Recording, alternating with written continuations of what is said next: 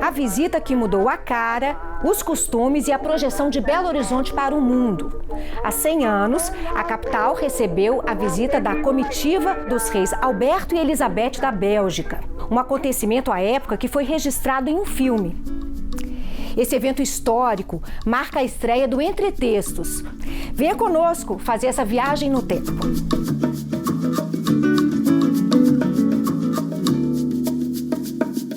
O Entretextos é um novo projeto da Assembleia Cultural. A ideia é estimular a divulgação de obras audiovisuais e literárias que tenham como referência a cultura mineira, brasileira e latino-americana. As exibições serão sempre acompanhadas de comentários de especialistas e da participação do público no Teatro da Assembleia. Mas, em razão dos protocolos da pandemia, a nossa conversa começa no formato à distância, aqui nos estúdios da TV Assembleia. E no tema de estreia, a gente faz uma viagem a 1920 para uma Belo Horizonte de apenas 23 anos e 55 mil moradores, menos até que um estádio do Mineirão em dia de clássico. Há 100 anos, a capital recebia a visita dos reis Alberto e Elizabeth da Bélgica. Essa vinda deles para o Brasil foi a primeira visita de uma monarquia europeia a uma república da América do Sul. E virou o filme Nossos Soberanos no Brasil, produzido pelo Serviço Cinematográfico do Exército da Bélgica. Esse verdadeiro evento, apesar de não ser muito comentado, impulsionou transformações na arquitetura, no urbanismo e na cultura da capital. E muitas dessas mudanças permanecem até os dias de hoje. Para nos ajudar a fazer uma viagem ao passado, estão comigo a professora Celina Borges, do Departamento de Análise Crítica e Histórica da Arquitetura e do Urbanismo da UFMG, e o historiador Yuri Mesquita, que trabalha na Secretaria Municipal de Política Urbana e é mestre e doutorando pela UFMG. Muito obrigada pela participação de vocês aqui no programa. Essa gravação que foi feita, seguindo todos os passos do rei ao Brasil, já demonstra a importância dessa visita, tanto por parte dos belgas quanto por parte dos brasileiros? É importante ressaltar que, além do vídeo, toda visita foi muito bem documentada em fotografias, pela imprensa, e essas fotografias elas estão preservadas tanto no Arquivo Nacional, você tem na Biblioteca Nacional do Instituto Moreira Salles, e você também tem a gravação desse vídeo, e também você teve a exibição do vídeo da visita dos reis, tanto no Cine Odeon quanto no Cine Pathé também, em vários momentos. Isso demonstra a importância que foi dada para a recepção dessa delegação internacional em Belo Horizonte, e também no Rio de Janeiro, em São Paulo, todos os lugares que eles passaram, tudo muito bem documentado, e também o interesse da população, porque isso foi exibido posteriormente, as fotografias foram publicadas em jornais da época, nós tivemos em vários momentos uma republicação dessas fotografias como uma curiosidade. Você teve fotógrafos amadores também que fizeram registros que mais tarde foram preservados. Essa abundância documental ajuda a indicar também a importância que nós tivemos, que a época deu para essa visita. E realmente era o momento em que o audiovisual era muito diferente do que a gente vê hoje, né? Ô professor, tem jeito do senhor falar para a gente do contexto dessa visita? Que mundo era esse? Como eram as relações políticas também nessa época? Era pós-Primeira Guerra Mundial, foi um momento muito importante para a Bélgica e para o Brasil, que ambos adotaram uma posição neutra no início da guerra, e durante a guerra, a Alemanha queria utilizar a Bélgica para chegar à França, e no caso, o rei Alberto foi um dos que se opuseram, e ele foi reconhecido internacionalmente como rei soldado porque ele participou de vários momentos no fronte de batalha. E durante a Conferência de Versalhes, pós-guerra, o chefe da delegação, futuro presidente da Pessoa, se autoconvidou para ir para a Bélgica, num momento muito importante para as duas nações. O Brasil queria se mostrar como uma república sólida, que a gente tem que lembrar que era uma república recente também, ao mesmo tempo que a Bélgica precisava reconstruir o país, que foi arrasado pela guerra, ela precisava de novos acordos comerciais e políticos. no momento que a Europa se impulsionava para a industrialização. Belo Horizonte, vamos falar aqui da nossa capital, vivia um momento também, era uma cidade nova, e apesar de ter 50 mil habitantes, ela cresceu muito rapidamente, era uma cidade com pouca infraestrutura, porque ela não foi inaugurada, finalizada, as obras dela não foram finalizadas pela comissão, então é uma cidade que sempre lutou por questões estruturais. E é uma cidade também que estava se afirmar, era uma cidade muito recente, com muitas pessoas que vieram do interior e de outros pontos do Brasil. Olha só, vamos então conhecer um pouco mais sobre esses ilustres visitantes e quem também acompanhou nessa visita. Alberto I, o rei dos belgas, ficou marcado por liderar o exército do país em pleno campo de batalha contra a invasão alemã na Primeira Guerra. Ele justificou a presença no fronte com a frase: "Eu governo uma nação e não uma estrada". No Brasil, foi aclamado pelos jornais e a população como o rei-herói e o rei-soldado. A rainha Elizabeth era admirada pela simplicidade e bondade. Conquistou os belgas pela coragem durante a Primeira Guerra e pela dedicação às artes e à ciência. Após a morte do rei, usou sua influência para resgatar centenas de crianças judias vítimas do nazismo e recebeu do Estado de Israel o título dos Justos entre as Nações. O paraibano e advogado Epitácio Pessoa, presidente da República em 1920, foi quem fez o convite na Conferência de Versalhes para que a monarquia belga visitasse o Brasil. Ele queria elevar a posição do país no cenário internacional.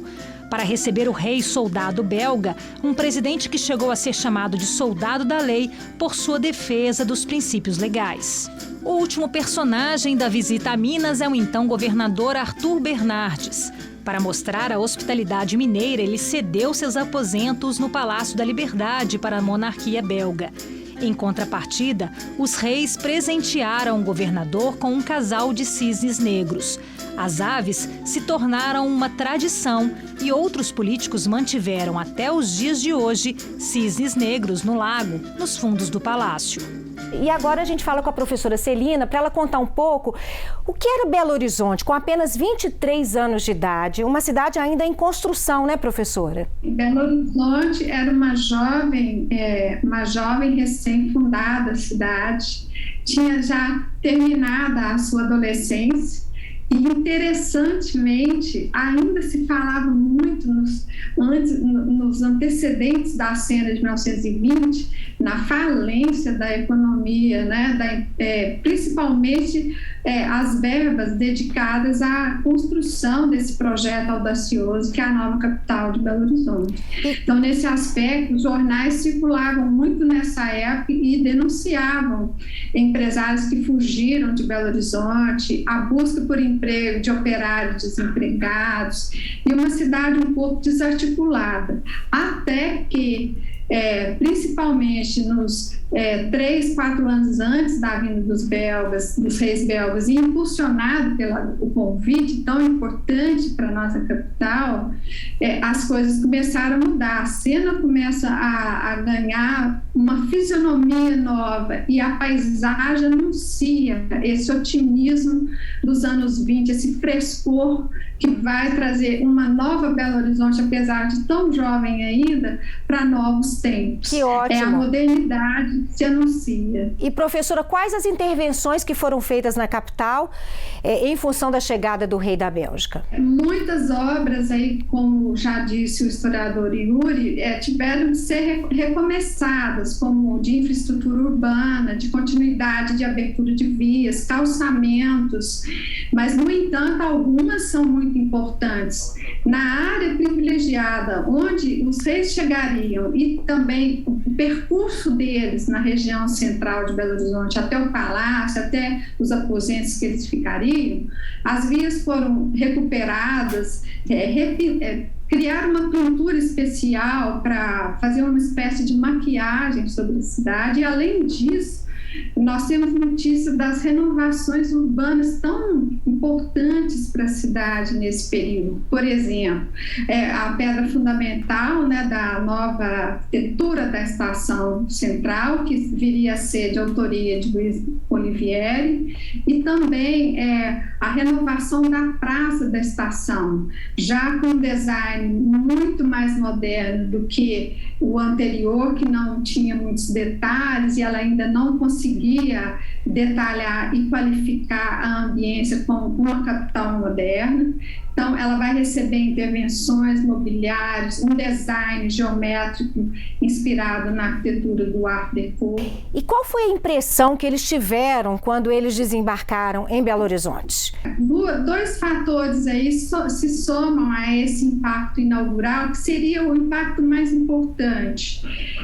A modernidade, a sofisticação dessa arquitetura, a amplitude do desenho urbano belo-horizontino, e já com vários plantios arbóreos, com paisagismo nas vias, muito sofisticado. Isso impactou muito eles e os estimulou no sentido assim, valeu a pena chegar aqui. E a outra coisa que os jornais relatam com muita força e com muitas vezes até humor, seria a população. Só se falava naquele famoso frisson da chegada dos reis. Em 2 de outubro de 1920, o rei Alberto e a rainha Elizabeth chegaram a Belo Horizonte. A visita dos soberanos belgas mobilizou a cidade. Milhares de pessoas, inclusive moradores de cidades distantes, queriam saudar os reis da Bélgica. Nesse sentido, receber esse carinho, essa ideia de abrigo, ou seja, aqui também é a sua casa. E isso foi muito inspirador para a chegada deles. Belo Horizonte, a partir daí, já começa a assinar essa competência dela para saber receber bem pessoas como os reis belgas. O que a gente faz até hoje, né, que é receber bem. Olha só, vamos conhecer agora. Vamos conhecer então o roteiro dessa viagem ao Brasil, que durou quase um mês. Por onde o rei Alberto e a rainha Elizabeth passaram quando estiveram em Belo Horizonte. Foram 19 dias de viagem a bordo de um navio de guerra até a chegada ao Rio de Janeiro. Após 2 semanas na então capital federal, com direito a mergulhos na praia de Copacabana, festas e encontros com Rui Barbosa e Carlos Chagas, o rei Alberto e a rainha Elizabeth chegaram à Praça da Estação, em Belo Horizonte, no dia 2 de outubro de 1920. Foram recebidos pelo então prefeito Afonso Vaz de Melo e pelo governador Arthur Bernardes.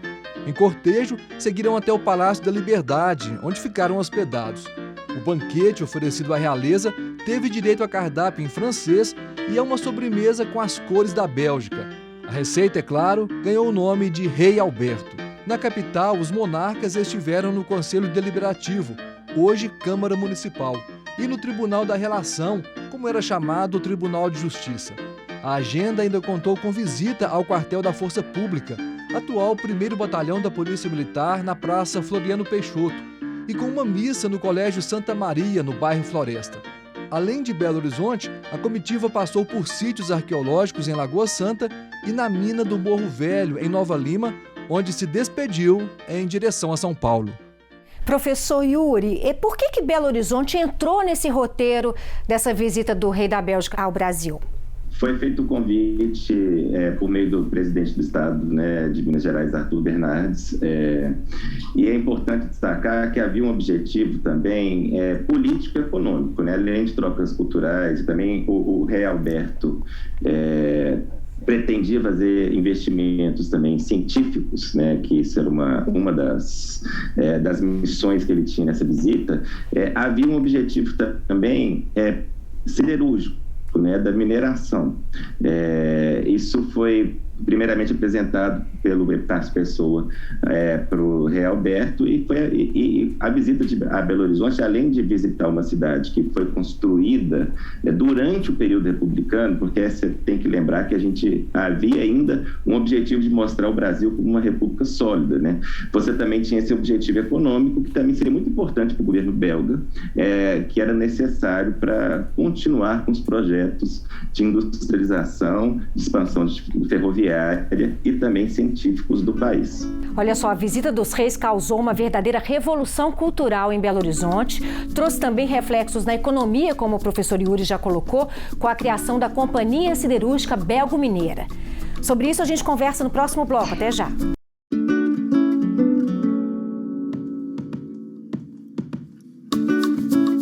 Voltamos com o Entretextos no aniversário de 124 anos de Belo Horizonte. Nós resgatamos um episódio às vezes pouco lembrado, mas que foi muito importante para o urbanismo, a cultura e a economia da capital e do estado. Nós estamos conversando com a professora Celina Borges, da Escola de Arquitetura da UFMG, e com o historiador Yuri Mesquita. Professor, a visita e todo esse esforço, né, a visita do rei belga a Belo Horizonte, todo esse esforço para causar uma boa impressão para os estrangeiros, também sinalizava o interesse de mostrar um Brasil para o exterior com potencial econômico também, né? Tentando mostrar também um país que poderia ser mais que um exportador de café, exportador de outras matérias-primas também. Sim, e é bom lembrar um pouco do contexto político de Belo Horizonte, também de Minas Gerais, né? Belo Horizonte, a prefeitura de Belo Horizonte não tinha essa força que ela tem hoje, né? Era como se fosse um departamento do Estado, o prefeito era escolhido pelo próprio governador. Então, nós tivemos, em 34, os primeiros 30 anos de Belo Horizonte, tinha 17 prefeitos. E isso dificultava algumas questões de relação da própria prefeitura com outros órgãos. Então, um dos objetivos disso era mostrar a solidez do Estado e da cidade, que era a capital. Lembrando que um dos objetivos de se fazer uma nova capital de Minas era ser um ponto irradiador para Minas Gerais, era ser um ponto que centralizava uma economia que não era só, que era uma economia vasta, era uma economia com várias possibilidades. E isso foi um dos objetivos do Arthur Bernardes e do governo de Minas Gerais na visita dos reis da Bélgica a Belo Horizonte. E um dos grandes pilares para essa visita também econômica seria de chamar investimentos europeus, mais precisamente belgas, né, para a siderurgia do Estado, para mostrar a possibilidade de exportar minério. E isso foi um dos grandes objetivos de se convidar a família real para Minas Gerais. E pelo menos no aspecto econômico, talvez o maior fruto dessa visita dos belgas a Minas Gerais tenha sido a criação da Companhia Siderúrgica Belgo-Mineira. Nós tivemos acesso aos arquivos da empresa para lembrar essa história. Uma fábrica que completa 100 anos e nasceu do interesse de investidores europeus no minério de ferro das montanhas de Minas Gerais. A antiga Belgo-Mineira é hoje a ArcelorMittal, mas a sua origem remonta a dezembro de 1921. O namoro entre o poderoso conglomerado de indústrias belgo-luxemburguesas com a Companhia Siderúrgica Mineira, um pequeno empreendimento localizado em Sabará, começou alguns meses antes e teve como incentivador o rei Alberto, que conheceu a potência mineradora do estado quando esteve na capital em 1920. Em Minas, o rei Alberto da Bélgica, atento ao valor estratégico dos minerais, decidiu mobilizar dinheiro, técnicos e equipamentos que, transferidos para o Brasil, deram o toque de modernização na formação de uma grande indústria. Na usina de Sabará, foi selada a Aliança Belgo-Mineira. Em 1925, a planta da siderúrgica de Sabará transformou-se na primeira usina integrada da América do Sul. Reunir várias etapas da produção do aço em uma mesma fábrica era um dos sinais da modernização e alavancagem à industrialização no país. Hoje a gente produz barras para o mercado automotivo, barras para o mercado da indústria. Hoje nós temos 300 funcionários, grande parte de Sabará. A cidade de Sabará e logo depois o município de João Monlevade, onde foi aberta outra unidade, cresceram em torno das fábricas. A Vila dos Operários, o time de futebol da cidade, o comércio, tudo transformado pela siderurgia e pela visita de um casal de reis vindo de um país distante. Hoje nós temos funcionários que os pais trabalharam, que os avós trabalharam, e cada vez mais essas pessoas que têm a família que trabalharam na empresa têm esse orgulho de pertencer à empresa. Então essa marca é muito importante para a gente, celebrando 100 anos de Brasil.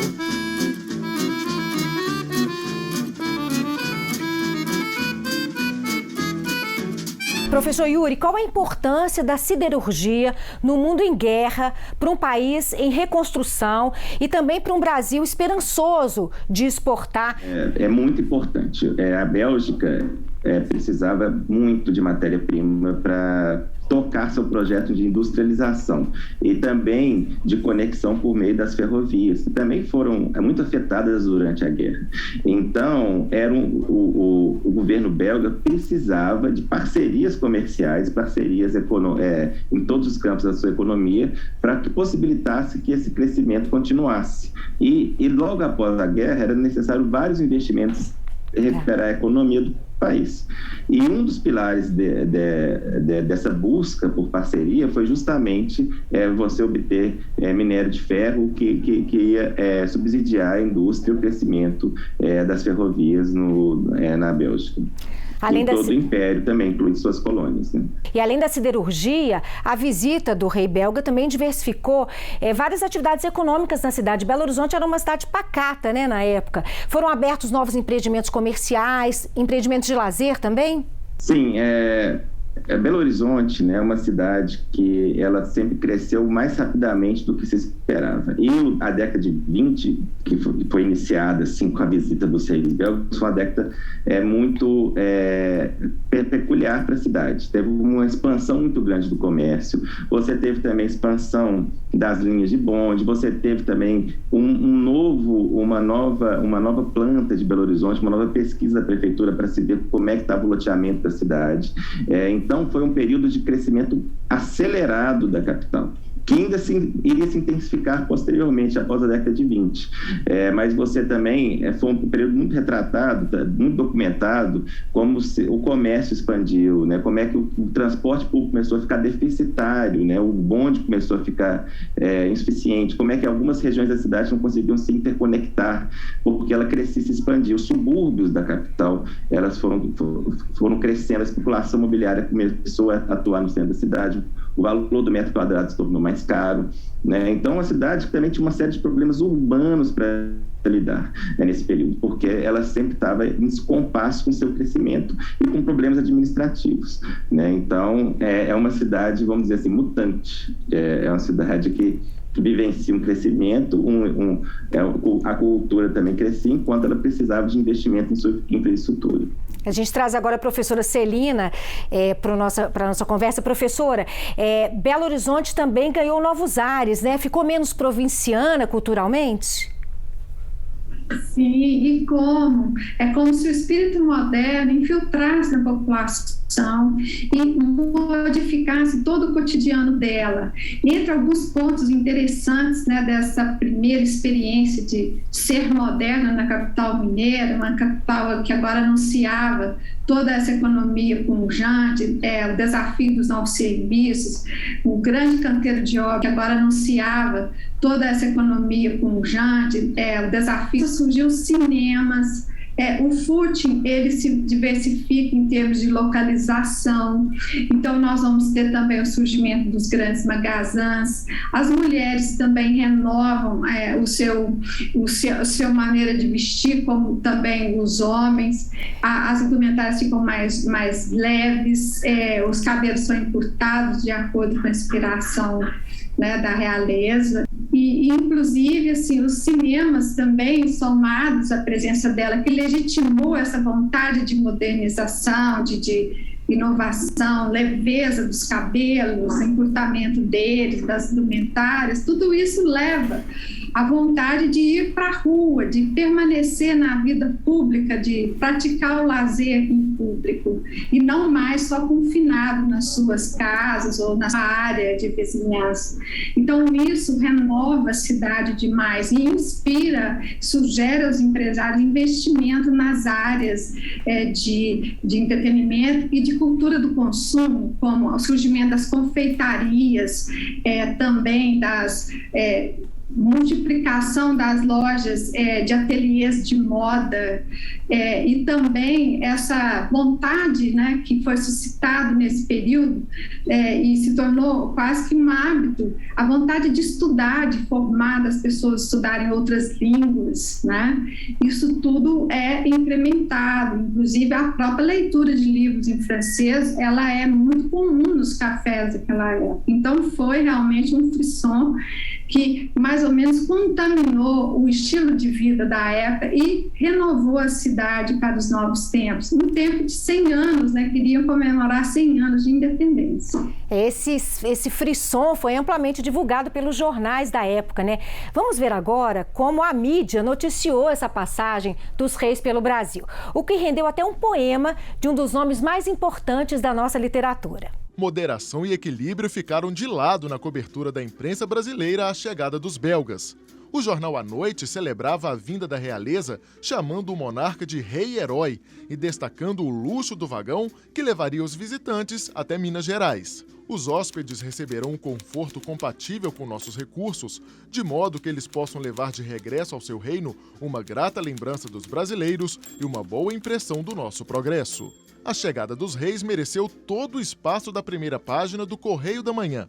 Segundo o jornal, as autoridades tiveram uma recepção imponente que assumiu proporções de verdadeira apoteose. Já o matutino O País noticiava que a visita do rei Alberto preocupava as rodas da alta sociedade carioca. Conversa-se em variados tons sobre os festejos e já se murmura das gafes que serão cometidas. Preocupação que o próprio rei dissipou. Basta ouvir a marchinha composta à época.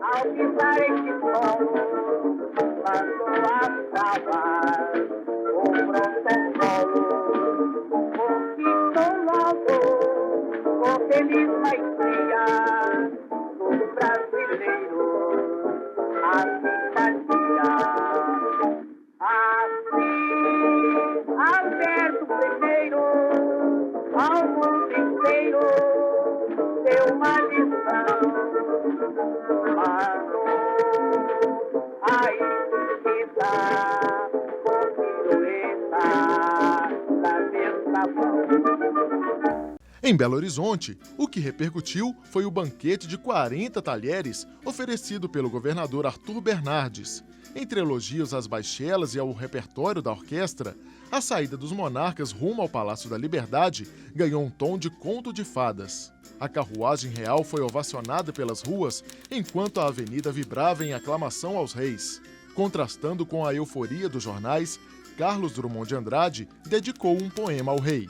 A visita do rei. Veja o rei passar na Avenida Afonso Pena, onde só passam dia e noite, mês a mês e ano, burocratas, estudantes, pés rapados. Primeiro rei entre renques de ficos e aplausos. Primeiro rei, verei outros na minha vida. Não tem coroa de rei, barbas formidáveis de rei, armadura de rei, resplandecente ao sol da Serra do Curral. Um senhor alto, formal, de meia-idade, metido em uniforme belga, ao lado de outro senhor de pincenês, que conheço de retrato, o presidente do estado. Não vem na carruagem de ouro e rubis das estampas, vem no carro da Dalmon de 2 cocheiros e 4 cavalinhos mineiros bem tratados. Belo Horizonte já havia sido criado com uma atmosfera de modernidade, né? Pelo menos projetada para isso. O que se conta é que os ouropretanos que vieram morar na capital estranhavam já aquelas avenidas largas, uma nova forma de mobilidade também. A visita dos belgas para o Brasil, de uma certa maneira, acelerou isso também? Acelerou, eu acho que nesse contexto os jornais relatam da época que os ouropretanos começaram sim a adaptar na cidade, se adaptaram mais e começaram a admirar essa nova forma de vida, né? E essas distâncias começaram a ser resolvidas com o incremento da linha de bondes, que se tornou expressivo, e ele vai chegar em 1930 já com em torno de 30 linhas em funcionamento, e também essa descoberta do novo, que é estar na via pública e vivenciar esses novos apoios, que é o cinema, o teatro, a ópera, a frequentação nos parques, o footing na Praça da Liberdade totalmente renovada, com devido à vinda da realeza. Então, quer dizer, são muitas atividades que, de alguma maneira, cuidadosamente, começou a conquistar um pouco esses ouropretanos, que realmente a dificuldade deles era verificável e tinha muito sentido, uma cidade toda ela confinada, estruturada num desenho tão especial, né, de paisagem barroca, e que depois eles entram numa cidade com essa largueza, né, com essa amplitude, essa luminosidade, são muito pouco comuns para eles. Então foi um momento de reencontro deles com a vida pública. Quando a gente fala sobre o projeto da nova capital e desse paisagismo e urbanismo ortogonal, rígido, a gente tem que falar de um episódio muito curioso da história da capital, que é a visita do rei da Bélgica, Albert I. Né? E essa visita teve toda a pompa e circunstância, foi muito importante no cenário nacional de uma república ainda nova, né? E tudo foi feito para agradar esse rei, né? A gente teve um vagão de trem feito exclusivamente para o rei chegar até em Belo Horizonte, na Praça da Estação, né? Ele chegando aqui foi recebido no Palácio da Liberdade, que também foi reformado e ganhou uma decoração mais francesa, né? Para se adequar a esses ares da modernidade europeia. A praça, quando foi inaugurada, ela tinha um paisagismo muito próximo do paisagismo inglês, né? Orgânico, de formas fluidas, né? E a gente não vê isso mais na praça, né? A praça que a gente vê é da década de 1920 e tem um paisagismo muito mais francês. Outro elemento que a gente não vê mais é uma miniatura do Pico do Itacolomi, que ficava em pleno jardim, né? E aí a gente se pergunta, né, que pico que é esse Pico do Itacolomi que ele está fazendo em Belo Horizonte? Ele representava a memória de Ouro Preto, né? O pico é um símbolo de Ouro Preto, do perfil das montanhas de Ouro Preto e da identidade ouropretana. Foi uma forma encontrada desse projeto em articular as demandas da elite e dos funcionários públicos de Ouro Preto, que estavam desgostosos com essa mudança e com toda essa situação.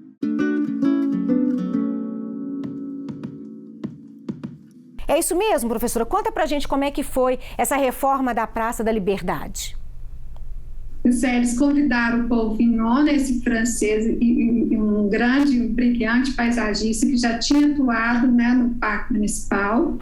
E, por outro lado, essa vontade de retirar esse caráter pitoresco que a praça tinha, né, inspirado muito nos jardins britânicos, pensados lá nos idos do início do século XIX.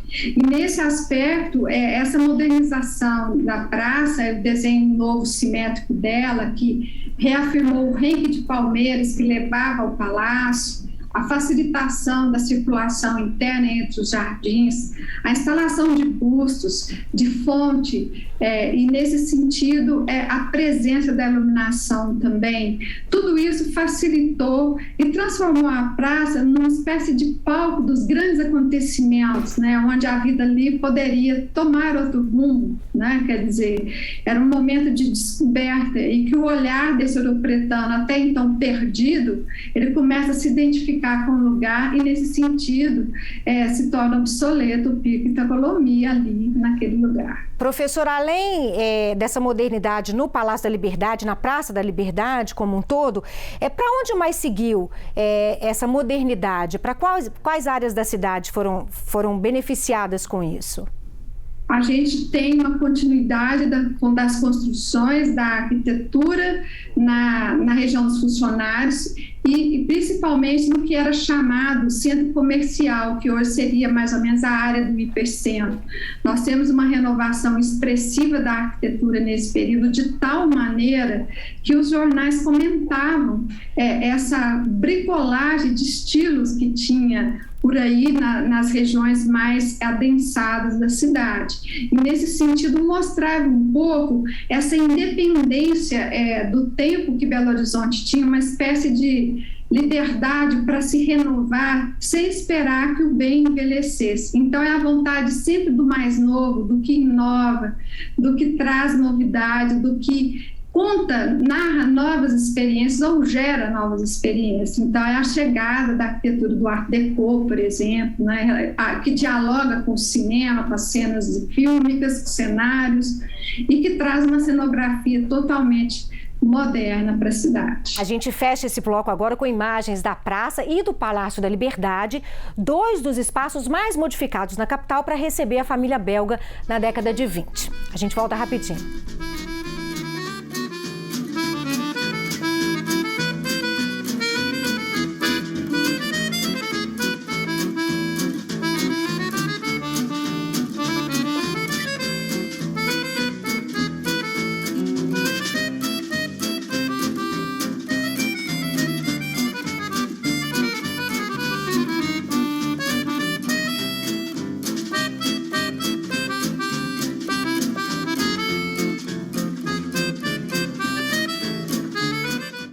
Você está assistindo ao programa Entre Textos, um projeto novo do Assembleia Cultural que vai exibir filmes, abrigar exposições e leituras de obras, sempre acompanhadas de comentários de especialistas e da participação do público. Por causa da pandemia, o primeiro Entre Textos é aqui na tela da TV Assembleia. E a partir do ano que vem, a gente espera que esses encontros aconteçam de maneira presencial no Teatro da Assembleia. Nosso primeiro tema é o centenário da visita do rei e da rainha belga ao Brasil na década de 1920. E o filme Nossos Soberanos no Brasil, que registrou esse episódio da nossa história. Essa visita mudou a cara da capital mineira até hoje. Comigo, a professora Celina Borges e o historiador Yuri Mesquita. Professor Yuri, como que a gente pode falar... fazer uma relação dessa modernidade com essa precariedade, essa dificuldade também estrutural que a capital tinha na época e tem até hoje? Bom, é uma excelente pergunta, porque Belo Horizonte ela cresceu de forma muito desigual e também com desigualdade econômica, né? Você teve problemas em escala maior em regiões mais suburbanas da cidade, por exemplo. E também a região que é a zona suburbana, né? Os subúrbios da capital, foram os que mais cresceram nesse período, né? Na década de 20 cresceu 250% em 1925, por exemplo. E ela virou a década de 30 a capital de Belo Horizonte com 100 mil habitantes.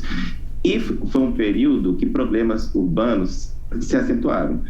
Faltava esgoto em várias regiões da cidade. Em regiões que esse esgoto chegava, você tinha uma série de problemas. Ele começou a não dar conta, né? Você também tinha problemas de distribuição de água, principalmente em novos loteamentos que foram abertos. Você tinha problemas de energia, faltava energia em alguns locais, de calçamento, de transporte público.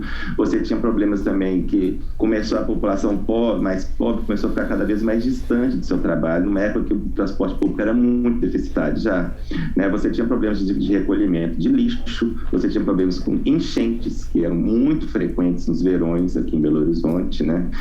Desde a fundação da cidade, a gente acha que é um problema recente, mas vem desde a fundação da cidade. E você também teve um aumento da desigualdade social em Belo Horizonte. Então, você era uma cidade que convivia com uma expansão, mas ao mesmo tempo com uma série de problemas urbanos que remontam à sua fundação também, mas é claro que eles foram acentuados pelo crescimento descontrolado da capital e com vários planejamentos, mas que não seguiram adiante muitos deles, até pela descontinuidade entre gestões, vários prefeitos em um período muito curto de tempo. E a gente queria então chamar a professora Celina para comentar sobre isso, né? Essa modernidade que veio ao mesmo tempo comparada com essa questão estrutural toda que a gente vive até hoje, né? Essa precariedade, principalmente também por causa da vinda de muitas pessoas para a capital, né? É isso mesmo, o Yuri tem toda a razão. Essa situação urbanística, né, e da infraestrutura urbana, ela ficou muito difícil a partir dos anos 20, principalmente com o incremento da economia na região, né, com a cirurgia, o incremento dos serviços urbanos, a ampliação, né, nesse sentido da indústria da construção civil. E com isso, a capital, desde a vinda da realeza belga para Belo Horizonte, a capital atraiu muito interesse dos interioranos e começou a chegar em Belo Horizonte uma nova população que não tinha emprego, que não tinha a habitação. Então, o déficit habitacional nesse período, ele se amplia para os anos 30 e se torna um grande problema até os anos de 1940. Então, nós temos notícia, por exemplo, de uma das questões importantes entre a década de 1920 e 1930, seria, por exemplo, a tentativa de implantar a represa da Pampulha, que ela seria uma fonte de abastecimento de água para Belo Horizonte. Ela tinha esse papel fundamental nesse período. E, paulatinamente a isso, a busca e a tentativa de trazer, no sentido de investimentos públicos, principalmente no âmbito federal, para solucionar a carência de habitação. Então, essas discussões, elas se tornaram pauta muito importante, né, nessa fase. E, curiosamente, para complementar o que o historiador Yuri falou, a gente tem notícia que nessa área mais adensada, né, que hoje é o hipercentro, que seria o centro comercial, a gente tem notícia de várias situações em que o poder público expulsava os indivíduos que passavam pelas vias, que eles tentavam comercializar alguns produtos advindos do abastecimento e da produção agrícola, e como também alguns que tentaram morar nas vias públicas, que não tinham para onde ir. Então, são situações muito duras e difíceis que a gente tem notícia pelos jornais dessa época. E que a gente vive até hoje, né, professora? Exatamente. São, infelizmente... questões que permanecem e parece que se tornou quase uma tradição da capital. Precisamos evoluir nesse sentido.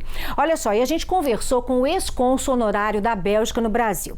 Ele lembrou a importância da visita dos reis para estreitar as relações entre os países, falou também sobre as diferenças e semelhanças culturais entre a Bélgica e o Brasil. Piet nasceu na Bélgica, mas tem uma história de amor pelo Brasil, onde veio trabalhar há mais de 15 anos e acabou ficando. O carinho pelo país está exposto pela casa, no artesanato de diversas regiões brasileiras, na coleção de ímãs ou neste relógio, no lugar dos números, pássaros da fauna brasileira, que cantam de hora em hora. Ex-cônsul da Bélgica no Brasil, Piet escolheu Minas Gerais como morada. Motivos não faltaram: as paisagens, o clima, as pessoas. O povo aqui é acolhedor. As pessoas são abertas para interagir, tem uma cultura mineira que nós adoramos muito. A natureza na Minas é fantástica. Aqui você tem toda essa riqueza de todas as partes das florestas atlânticas, amazônicas, tudo junto. Depois de um café que na casa de Piet vem acompanhado do legítimo chocolate belga, esse mineiro de coração lembra outro elo histórico entre a Bélgica e Minas Gerais, a visita do rei e da rainha belgas em 1920. O Brasil era um país com um potencial gigantesco. Teve a natureza mais magnífica do mundo, cheia de recursos naturais, tanto para a agropecuária do que para a mineração, mas sem contatos nenhum, ou sem caminho nenhum para começar relacionamentos econômicos com, na época, o maior mercado do mundo, que era a Europa. A Bélgica era um dos países menores, era no centro, mas era o porto da Europa, com uma localização privilegiada e com uma infraestrutura logística muito bom para abastecer a Europa inteira. Se o intercâmbio nos negócios traz frutos até hoje, os mesmos laços afetivos do passado unem os belgas e mineiros do presente. A importância da família. Mineiro é muito família, né? A família é fundamental. E na Bélgica também é assim, sabe? Fim de semana é com os avós, é com pais, primo, essa coisa tudo junto, né? É uma coisa que você não encontra em muitos países. Não existe. Mas aqui, no Minas Gerais, é uma coisa tanto natural. A alma do mineiro e do belga é fundamentalmente de ser feliz, de curtir a vida nos detalhes. Professora, a gente pode falar assim de alguma herança urbanística, do legado que essa visita do rei da Bélgica deixou para Belo Horizonte?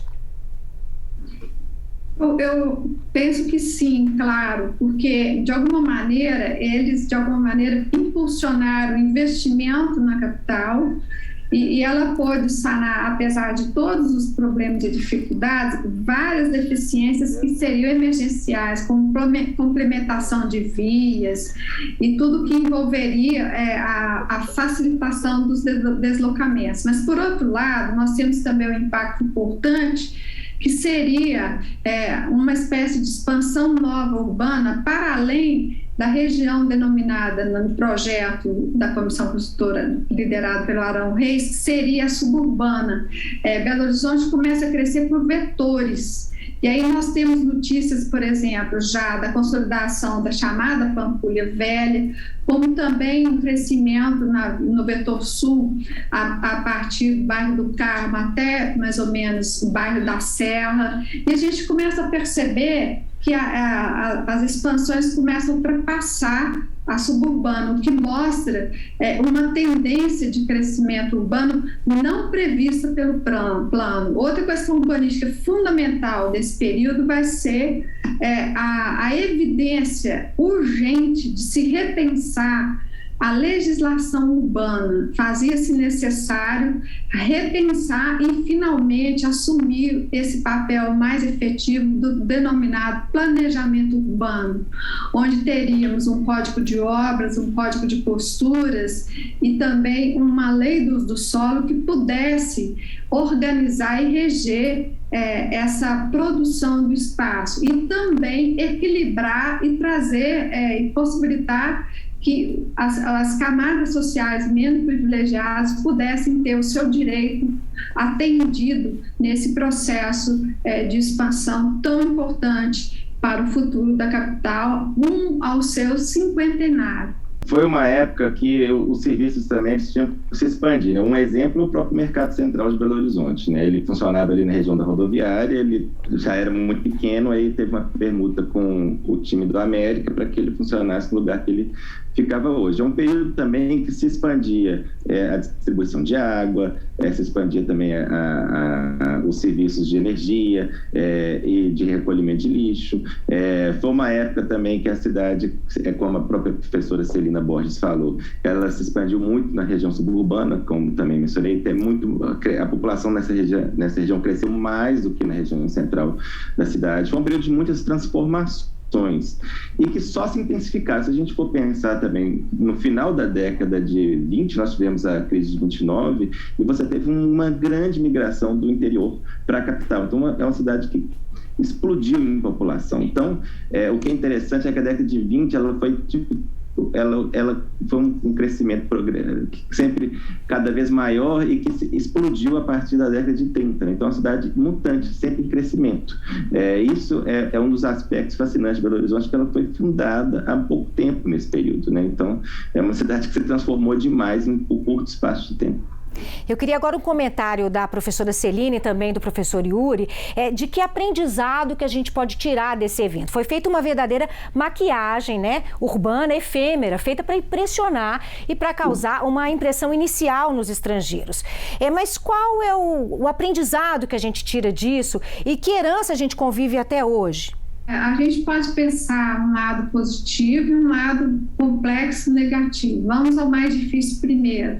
Então, nesse aspecto, fica claro que os investimentos depois da fundação da capital, no sentido de terminar essa obra dela, não foram concluídos. Quer dizer, então, muitas verbas presentes nessa década de 1920, ao invés delas terem sido adotadas para recuperar áreas ou implantar áreas, qualificar a infraestrutura urbana, por exemplo, ela foi tratada para um projeto de embelezamento e modernização da cidade, né? Então, esse é um problema que depois ele vai resultar em questões mais graves nas décadas subsequentes.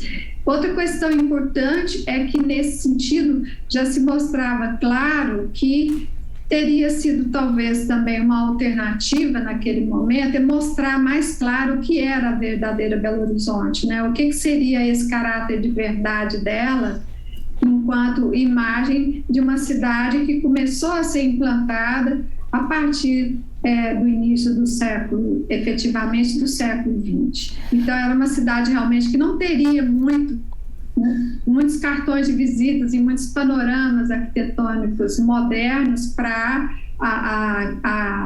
aclimatar e inspirar a presença da realeza.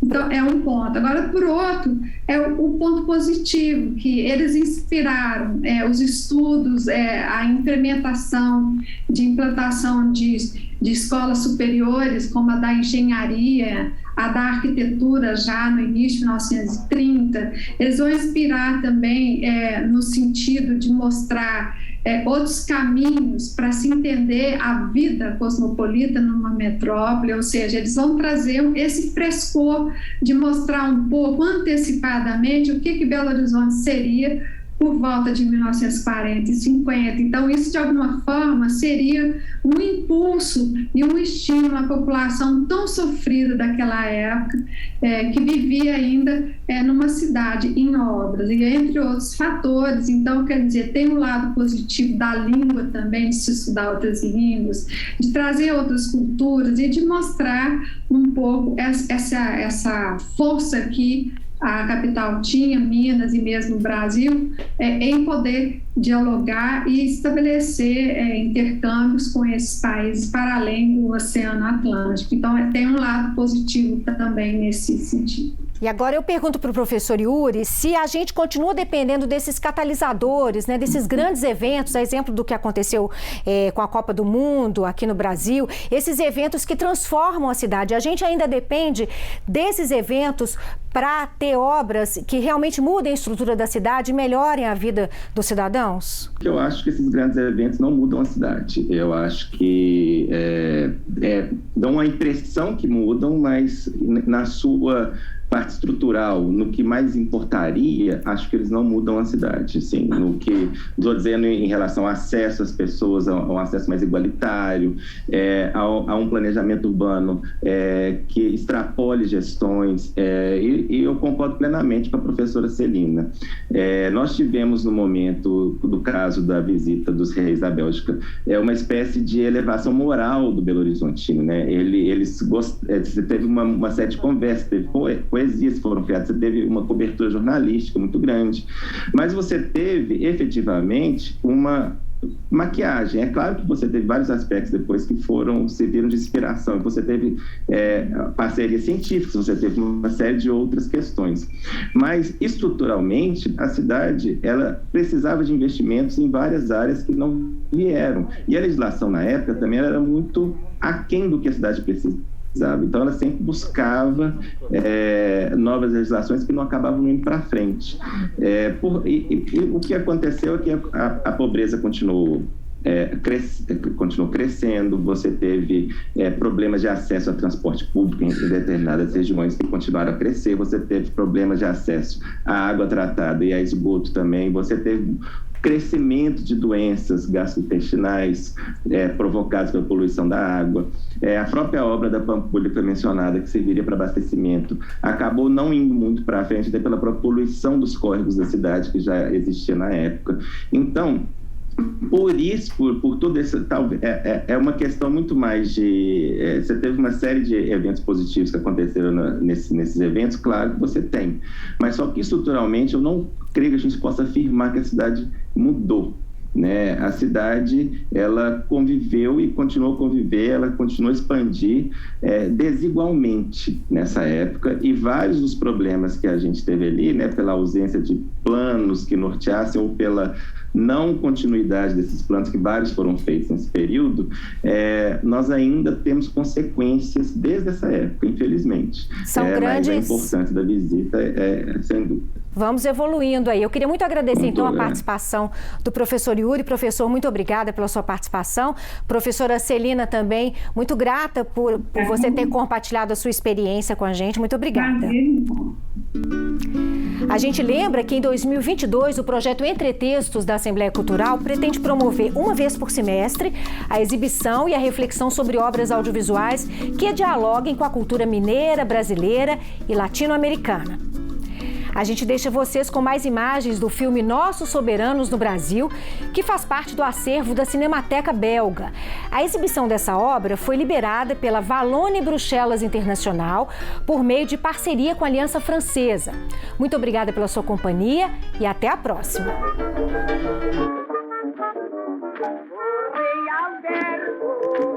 Ao pisar este solo, passou a salvar o protocolo. Conquistou logo o feliz